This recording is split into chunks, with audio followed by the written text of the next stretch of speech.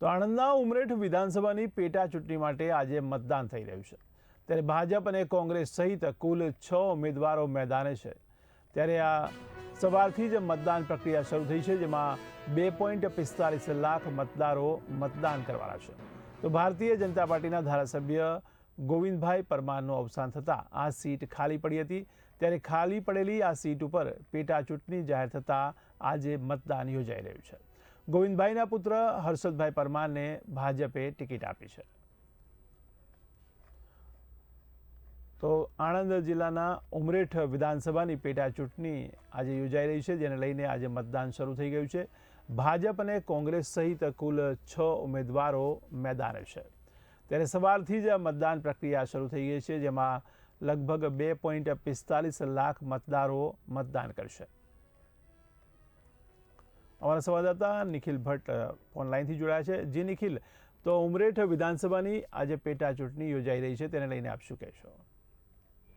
જી, ઉમરેઠ વિધાનસભાની પેટા ચૂંટણી માટે આજે મતદાન પ્રક્રિયા હાથ ધરવામાં આવી છે। ત્યારે ભાજપ અને કોંગ્રેસ સહિત કુલ 6 ઉમેદવારો માટે યોજાશે આજે મતદાન પ્રક્રિયા, જેમાં 2,45,000 જેટલા મતદારો આજે પોતાના મતદાનનો ઉપયોગ કરશે। ત્યારે જો વાત કરવામાં આવે તો ઉમરેઠ વિધાનસભાની ગોવિંદભાઈ પરમારનું નિધન થતા આ પેટા ચૂંટણી યોજાઈ હતી।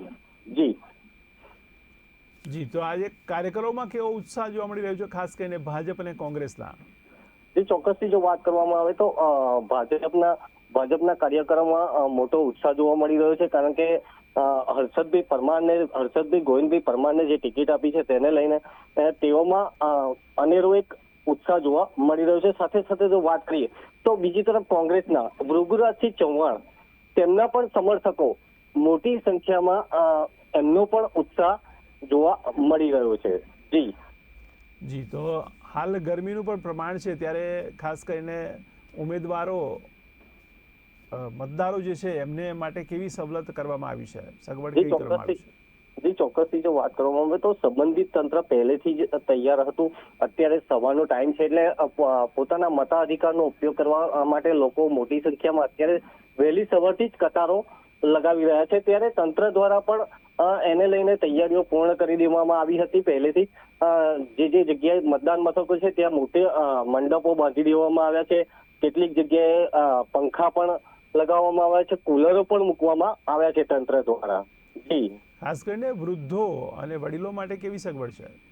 ચોક્કસથી દિવ્યાંગો, વૃદ્ધો અને વડીલો માટે તંત્રએ 216 જેટલા વોલેન્ટિયર્સ ઉભા કર્યા છે, જેને લઈને જે મતદાન મથકે જે લઈ જઈ શકે। જી, સમગ્ર માહિતી બદલ આપનો આભાર। તો આણંદ જિલ્લામાં ઉમરેઠ વિધાનસભાની પેટા ચૂંટણી યોજાઈ રહી છે, જેમાં 2.45 લાખ મતદારો આજે ઉમેદવારોનું ભાવિ નક્કી કરશે। ત્યારે ભારતીય જનતા પાર્ટીના ધારાસભ્ય ગોવિંદભાઈ પરમારનું અવસાન થતાં આ સીટ ખાલી પડી હતી।